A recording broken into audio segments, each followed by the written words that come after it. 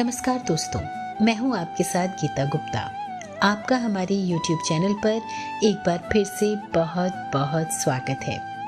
आज जो कहानी हम आपके लिए लेकर आए हैं उसका नाम है अस्त राग और इस कहानी को लिखा है हरियाणा की सुप्रसिद्ध लेखिका कमल कपूर जी ने। तो आइए सुनते हैं कहानी अस्त राग।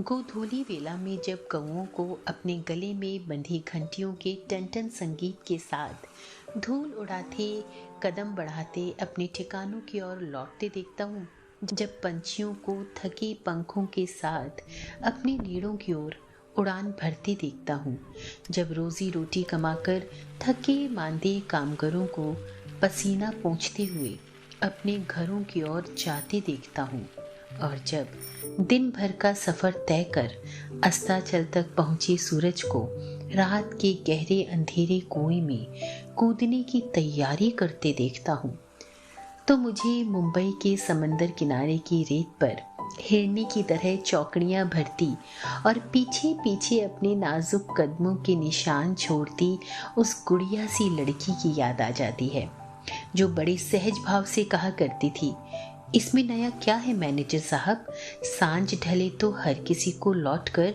अपने घर जाना ही होता है। मेरी आंखें टपटपा जाती हैं और मन भर आता है और पाखी सा उड़कर पहुंच जाता है वक्त की उस अंगनाई में जब वो मुझे मिली थी और जब हमने कई पल साथ साथ गुजारे थे।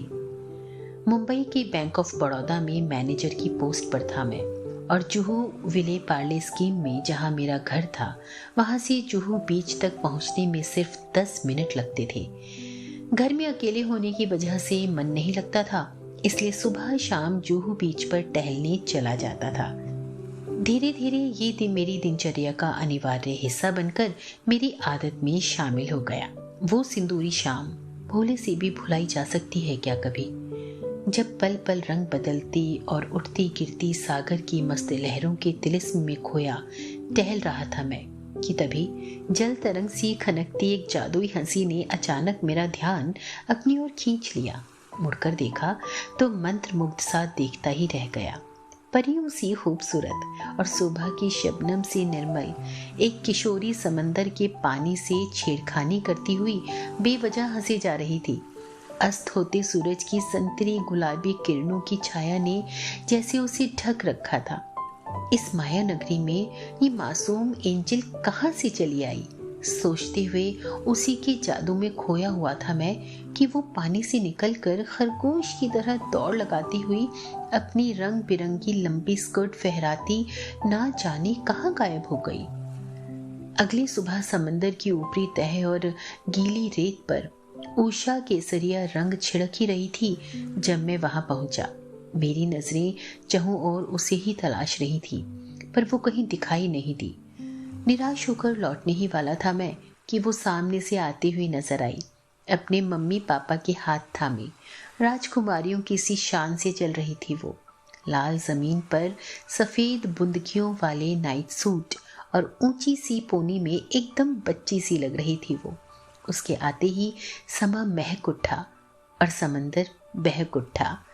उसके मम्मी पापा एक जगह बैठ गए और वो सागर की लहरों से खेलने लगी। सुबह की कच्ची नारंगी रोशनी में घुटने घुटने पानी में खड़ी हंसती हुई वो किसी जलपरी की बेटी सी लग रही थी। तमाम दिन मेरे जहन पर छाई रही वो लड़की, ये है कौन, यहाँ की तो नहीं लगती, जरूर मुंबई घूमने आई होगी। कितने साल की होगी, 15-16 या ज्यादा से ज्यादा 17-18 की, इससे ज्यादा तो हरगिज नहीं। इसका नाम क्या होगा, नेहा, तान्या, नहीं पूजा, सोनिया, या फिर चिंकी, पिंकी, डॉली या बबली, स्वीटी भी तो हो सकता है। दिन भर ऐसी ही उटपटांग बातें सोचता रहा मैं और शाम को दृढ़ निश्चय कर जुहू बीच पर पहुंचा कि चाहे जो हो जाए आज उससे बात करके ही रहूंगा, कम से कम नाम तो जान कर ही रहूंगा। लेकिन उसे खोजते, उसकी बाट तकते मेरी आंखें थक गईं, पर वो नहीं मिली। अगले दिन रविवार था। घर से आधे दिन तक समुद्र तट पर टिके रहने का कार्यक्रम बनाकर ही निकला, क्योंकि 10:10 पर हाई टाइड्स का समय था, जो मैंने सुबह ही अखबार में पढ़ लिया था। हाई टाइड्स में खुद को लहरों के हवाले कर उन्हीं के रहमो करम पर रहना मुझे बेहद पसंद था। काश वो भी मिल जाए। और भगवान ने मेरी पुकार सुन ली। वो पहले से ही मौजूद थी वहाँ, काले शर्ट, डिवाइडर स्कर्ट टॉप और खुले लहराते बालों में वो प्यारी सी गुड़िया लग रही थी। टाइट्स देखकर तो वो जैसे बावली ही हो गई। लहरों के हाथ थाम कर वो सागर में उतरने ही वाली थी कि उसके पापा उसके पीछे दौड़े। धानी, बेटा वहीं रुक जाओ, इन लहरों का कोई भरोसा नहीं। धानी, धानी नाम है इसका? मैंने तो आज से पहले ये नाम कभी सुना ही नहीं। धानी नाम है आपकी बेटी का? धानी यानी धान के रंग सी हरी भरी? कौतूहल से मैंने थोड़ी दूरी पर खड़ी उसकी माँ के पास जाकर पूछा। जी नहीं, इसका नाम धन्य लक्ष्मी है, पर हम इसे प्यार से धानी पुकारते हैं। बस यूं ही, अर्थ वर्थ की बात हमने कभी सोची नहीं। ओह, आप लोग मुंबई घूमने आए हैं? जी हाँ, धानी का बहुत मन था समंदर देखने का, बस इसलिए।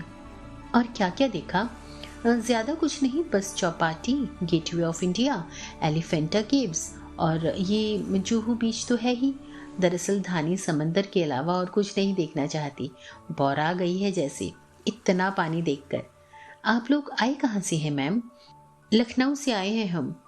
लखनऊ, जहाँ हमारी गोमती बहती है? गोमती को तो जानते हैं ना आप? जवाब उन्होंने नहीं, बीच में पके अमरूद सी टपक पड़ी धानी ने दिया, निहायत ही चुलबुली अंदाज में।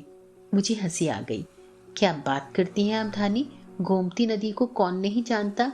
उसी के किनारे तो आपकी नवाब नगरी बसी है। मैंने शान से अपना ज्ञान बघारा। वो तो ठीक है मिस्टर स्ट्रेंजर, पर आपको हमारा नाम कैसे पता चला? एक चिड़िया आकर मेरे कान में कह गई। सब हंस पड़े। ये थी मेरी पहली मुलाकात उस खुश मिजाज, चुलबुली, शरारती और बातूनी लड़की धानी से। अब लगे हाथ आप भी अपना नाम पता बता ही दीजिए सर। मैं दिवाकर हूँ, दिवाकर सिन्हा। बैंक ऑफ बड़ौदा में मैनेजर हूँ, अदना साहब। ये अदना वदना क्या होता है जी? हम तो आपको मैनेजर साहब ही कहेंगे। अब मेरी हर सुबह हर शाम सिर्फ उसके नाम थी। एक विचित्र सा लगाव हो गया था मुझे उससे, जो दिन ब दिन गाढ़ा होता चला जा रहा था। इस लगाव में स्निग्ध स्नेह था, विशुद्ध प्रेम था, राई रत्ती भी विकार, बनावट या दुर्भावना नहीं थी। मैंने हिसाब लगाया कि यदि मेरी जिंदगी में सब कुछ ठीक ठाक चल रहा होता तो लगभग इस धानी की ही उम्र की मेरी बेटी होती आज। धानी और उसके मम्मी पापा के साथ मेरी अच्छी खासी दोस्ती हो गई थी। 5-6 दिन बाद धानी के पापा विकास पुरोहित ने मेरा हाथ थाम कर कहा, दिवाकर जी, मैं तो आज शाम ही निकल रहा हूँ। धानी अभी लौटना नहीं चाहती। वो और वसुधा, मेरा मतलब है मेरी पत्नी, अभी कुछ दिन और यही है। ना जाने क्यों मुझे लगता है कि आप पर विश्वास किया जा सकता है। प्लीज आप इनका ध्यान रखिएगा। अब धानी और उसकी माँ मेरे संरक्षण में थी जैसे। एक दिन मैंने धानी से पूछा, धानी, आजकल तो कोई वेकेशंस भी नहीं, तुम स्कूल से इतनी सारी छुट्टियां लेकर आई हो, तुम्हारी पढ़ाई में हर्जा नहीं होगा? हम अब पढ़ते कहाँ हैं मैनेजर साहब, हमारी पढ़ाई तो खत्म। हाथ न जाकर बड़ी मासूमियत से कहा उसने। पढ़ाई खत्म? अभी से? कितना पढ़ ली? मैंने हैरानी से पूछा। 11वीं पास कर ली, चिट्ठी विट्ठी पढ़ लेते हैं, रामायण गीता बांध सकते हैं, और क्या चाहिए हमें, उसने हंसते हंसते कहा। लेकिन मुझे बात हजम नहीं हुई। इतने एडवांस परिवार की इकलौती ज़हीन बच्ची इतनी जल्दी कैसे पढ़ाई छोड़ सकती है? लाख माथापच्ची करने पर भी मेरे दिलो दिमाग ने इस सवाल का जवाब नहीं दिया। वे लोग सन एंड सैंड में ठहरी हुई थी। मेरा जब भी जी चाहता वक्त बेवक्त वहां पहुंच जाता। नाजुक सी धानी जरा सी भी ज्यादा भाग दौड़ या धमाल कर ले तो बीमार पड़ जाती थी। इसलिए उसकी मम्मा और मैं उसकी शरारतों पर अंकुश लगाते रहते थे। मेरा बहुत मन था कि धानी कम से कम एक बार तो मेरे घर जरूर आए। मैंने अपनी मंशा व्यक्त की। मिसेस पुरोहित, एक दिन आप लोग मेरे घर चलिए ना। मैं उन्हें विस्तार से बता चुका था कि मेरे माता पिता नहीं हैं और मेरे भाई बहन अपने अपने घर परिवारों में मस्त हैं तथा मेरी बीवी मुझे छोड़कर जा चुकी है, क्योंकि मेरे घर का आकाश उसके सपनों की उड़ानों के लिए बहुत बहुत छोटा था। कैसी उसकी लापरवाही से मेरी 2 महीने की बेटी की मौत हो गई, जो आज होती तो धानी की तरह ही होती कि मैं कितना तना हूँ। शायद इसीलिए वे फौरन तैयार होकर मेरे साथ चल दी। मैं कभी नहीं भूल सकता वो दिन जब हम तीनों ने मिलकर खाना तैयार किया था और साथ साथ बैठकर खाया था। धानी की बार बार टोकने पर मैं मिसेस पुरोहित को वसुधा जी कहकर संबोधित करने लगा था।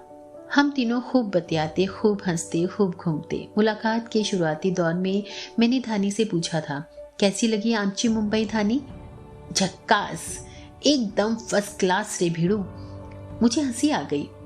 ये टपोरियों वाली भाषा कहाँ से सीखी धानी तुमने? हिंदी फिल्मों से और यहाँ वहाँ घूमने वाले टपोरियों मवालियों से। सच्ची मैनेजर साहब, बहुत भाती है हमें ये भाषा। मुंबई में सबसे अच्छा क्या लगा तुम्हें धानी? अक्खा मुंबई रापचिक है रे भिड़ू। फिर भी भेल, बटाटा वड़ा, सिंगदाना, नारियल पानी वो उंगलियों पर गिना रही थी। ये टपोरी भाषा दिन रात दौड़ती भागती जिंदगी, गेटवे ऑफ इंडिया, चौपाटी और अपना जूह बीच तो है ही। जहाँ जहाँ समंदर है वो सारी जगहें पसंद है हमें। मैनेजर साहब, कितना सारा पानी है यहाँ, पानी ही पानी, ढेरों पानी। पानी तो तुम्हारी गोमती में भी बहुत है धानी। कहाँ मैनेजर साहब, वो मासूम स्वर में बोली। गोमती में तो इतना पानी तब भी नहीं होता जब उसमें बहिया आती है। बहिया? बहिया माने बाढ़, सैलाब, फ्लड। बहिया पानी के बहाव को कहते हैं मैनेजर साहब। वाह, बहुत खूब। तुम्हारे लखनऊ की भाषा का तो कोई सानी ही नहीं, एकदम शिष्ट और शालीन। फिर तुम्हें यहाँ की ये भाई भाषा कैसे पसंद आ गई? वो क्या है ना मैनेजर साहब, अपने घर का खाना कितना भी जायकेदार क्यों ना हो, एक दिन तो बंदा उकता ही जाता है उससे, और बाहर का खाना खाने की तलब जाग ही जाती है उसके मन में, चाहे वो कितना ही बेकार क्यों ना हो। ए शाणी, बेकार किसको बोली रे तू? खाली पीली बंकस नहीं मारने का, क्या राड़ा हो जाएगा? ज्यादा शाण पट्टी नहीं दिखाने का, समझी क्या रे तू? शाण पट्टी बोले तो चालाकी सयानापन, समझी क्या रे हटेली? नहीं समझी तो पोपट बना देंगा अपन तेरा इधर इच। वो खिलखिलाकर हंसी, लगा जैसे पारिजात के ढेरों फूल गीली रेत पर बिखर गए हों। फिर अपनी हंसी पर काबू पाकर बोली, नहीं नहीं मैनेजर साहब, हमारा वो मतलब नहीं था। हम तो भाषा भाषा का फर्क समझा रहे थे।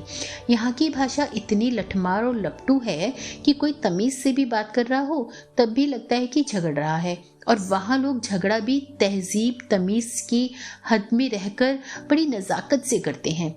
जैसे, देखिए मियाँ, आप अपनी हरकतों से बाज आ जाएं, तमीज से पेश आएं, वरना आपकी शान में गुस्ताखी हो जाएगी हमसे। ओह, तो लखनऊ में हर कोई तुम्हारी तरह खुद को हम ही कहता है, ऐसा क्यों धानी? एक तो खुद को भी इज्जत देनी चाहिए इसलिए, दूसरा ह का मतलब है हिंदू और माँ का मुसलमान। समझ लीजिए वहाँ की गंगा जमुनी तहजीब का प्रतीक है हम। वो 11वीं पास नाजुक सी लड़की कितना कुछ नया अनोखा समझा गई थी इस मामूली सी बैंक मैनेजर को।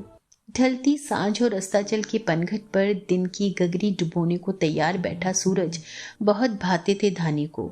अलग अलग कोणों से वो उन्हें तस्वीरों में उतारती रहती थी। धानी, डूबते सूरज की तस्वीर नहीं उतारनी चाहिए, ये मन में निराशा और नकारात्मकता जगाती है, ऐसा कहते हैं लोग। लोगों को समझ ही कहाँ है रे भीड़ू, सुनी सुनाई बातें दोहरा देते हैं बस। कभी हमारी नजर से देखिएगा कि दिन भर का थका हारा ये अंगारों का गोला सागर में कूदकर उसके पानी से बुझकर ठंडा हो जाता है तो कितना सुकून मिलता है मन को। पर पूजा तो चढ़ती सूरज की ही होती है ना धानी, डूबते सूरज की तो नहीं। मैंने अपना तर्क रखा। सूरज डूबता कहाँ है मैनेजर साहब? वो यहाँ नहीं तो कहीं और जाकर चमकता है और हमसे कहकर जाता है, मैं जाकर आता हूँ कल सुबह, नहा धोकर तरोताजा होकर, तुम लोग भी अब आराम कर लो। मैं चमत्कृत हो उठा था उसकी उन दार्शनिक बातों से। उसकी सोच, उसकी बातें सारे जग से निराली थी। लगता ही नहीं था कि अभी ये सुबह शाम खत्म होंगे। यूं लगता था जैसे धानी जिंदगी भर मुझे रोज नजर आएगी, मुझसे बातें करेगी। लेकिन एक शाम उसने मुझे ध्वस्त ही करके रख दिया। मेरे पांव के नीचे से जैसे सारी जमीन ही खींच ली। ए भिड़ू, हम तो जाते अपने गांव, तुमको अपनी राम राम। क्या मतलब? मतलब सीधा साधा है, कल सुबह की फ्लाइट से अपन श्यू, समझा क्या रे? इतनी जल्दी? नहीं नहीं धानी, तुम ऐसी कैसे जा सकती हो? कम से कम 2-4 रोज पहले तो बताना चाहिए था ना तुम्हें। कम से कम मैं खुद को संभाल तो लेता। क्यों जा रही हो धानी? सागर से उकता गई या हमसे? हम ताउम्र भी सागर के किनारे बैठे रहे ना, तब भी नहीं उकताएंगे इससे। हमारा बस चले तो इसकी लहरों में ही समा जाए। और आपसे उकताएंगे हम भीड़ू? आपसे? हम तो सिर्फ समंदर से मिलने आए थे, आप तो बाय वन गेट वन की तरह हमें मुफ्त में मिल गए। देखिए मैनेजर साहब, हमारे पापा का जी नहीं लग रहा वहां हमारे बिना।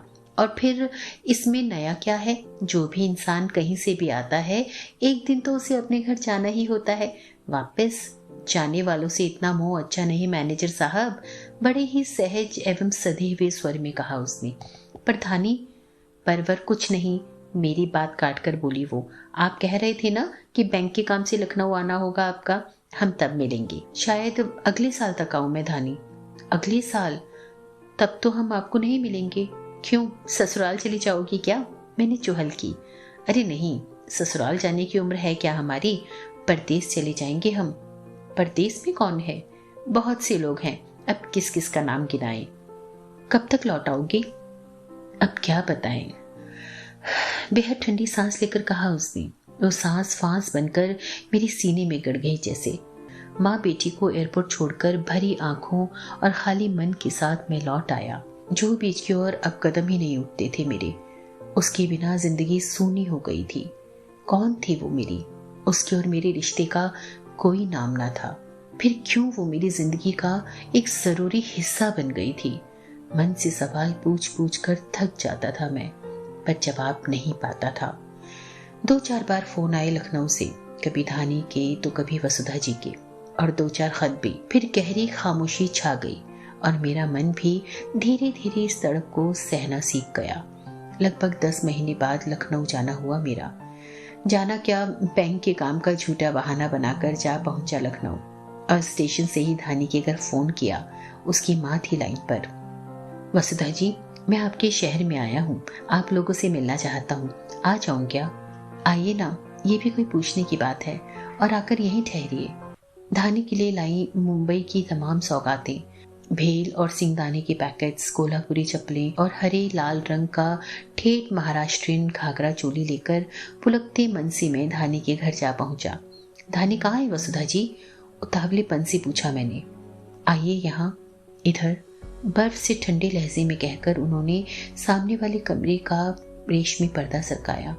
ताजे फूलों की महक से सुवासित वो कमरा नीले रंग की मध्यम रोशनी में अत्यंत अलौकिक सा लग रहा था। सहसा वसुधा जी ने सारी बत्तियां एक साथ जगा दी और कमरा उजास से नहा उठा। वाह, क्या बात है! मेरे मुंह से यही शब्द निकले। तरह तरह के गुड्डे गुड़ियों और नाजुक नर्म खिलौनों से सजा वो कमरा परिलोक सा लग रहा था। चारों ओर घूमती मेरी नजर एक दीवार पर आकर ठहर गई। ये क्या? जैसे पहाड़ टूट पड़ा हो मुझ पर, और जैसे जैसे किसी ने मेरे प्राण मेरे तन से खींच लिए। मैं फटी आंखों से दीवार पर टंगी धानी की बड़ी सी तस्वीर को देख रहा था, जिस पर मोगरे की कलियों की ताजी माला चढ़ी हुई थी। ये क्या है वसुधा जी? धानी कहाँ है? मैंने कराहते स्वर में पूछा, और वो सूनी और सूखी आंखें लिए मौन खड़ी रही। ये सब कैसे, कब और क्यों हुआ वसुधा जी? क्या कोई एक्सीडेंट? मैंने हिम्मत जुटाकर पूछा। धानी जिंदगी के आखिरी मोड़ पर खड़ी थी दिवाकर जी, जब हम मुंबई आए थे। उसने समंदर कभी नहीं देखा था। वो समंदर के पानी को छूना चाहती थी, उसमें जी भरकर नहाना चाहती थी। उसकी इस आखिरी इच्छा को पूरा करने के लिए ही हम मुंबई आए थे। क्या हुआ था धानी को वसुधा जी? रोते मन ने पूछा।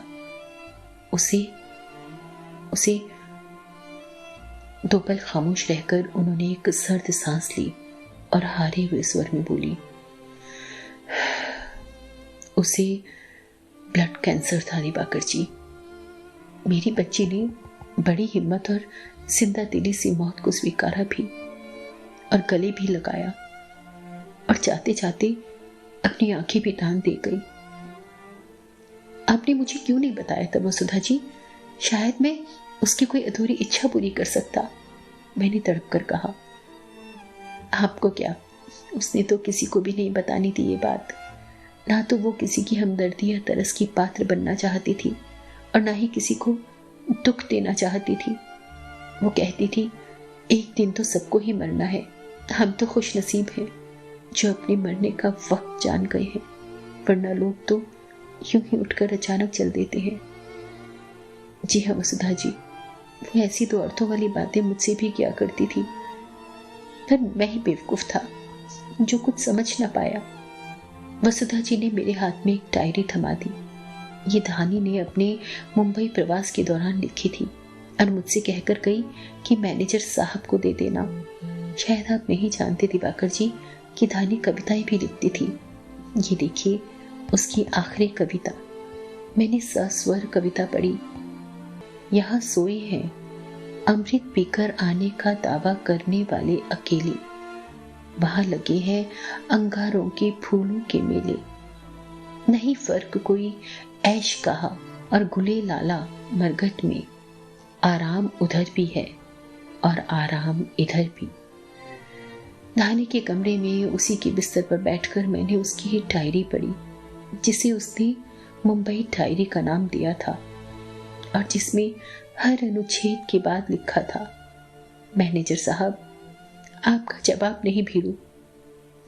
डायरी बंद कर मैं दिवाकर सिन्हा, जो अपनी मां की मौत पर भी नहीं रोआ, फूट फूट कर रोने लगा। रोए नहीं दिवाकर जी, देखिए मैं रो रही हूं क्या?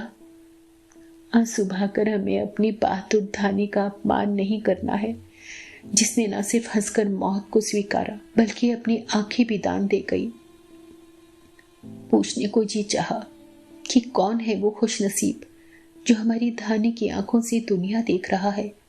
फिर ये सोचकर कि बेशक उसके पास धानी की आंखें होंगी, लेकिन धानी की आत्मा और दिल तो नहीं। फिर क्या फायदा उसके बारे में जानने का। मन में जगे कौतूहल को तुरंत सुला दिया। मैंने आंसू पोंछ लिए और फिर कभी ना रोने का वादा भी खुद से कर लिया। लेकिन अपने मासूम फरिश्ते की उन यादों का क्या करूं जो हर शाम आकर मेरे दर्द को छेड़ जाती हैं। अस्ताचल की सूरज की ओर देखता हूं तो वहां मुझे हंसती मुस्कुराती हुई धानी नजर आती है। वो कहती सी, चढ़ती सूरज को तो सब सलाम करते हैं, इसमें नया क्या है, कोई डूबती सूरज को पूजे तो जाने। और एक गीली मुस्कान चुपचाप आकर मेरे कांपते होंठों पर बैठ जाती है।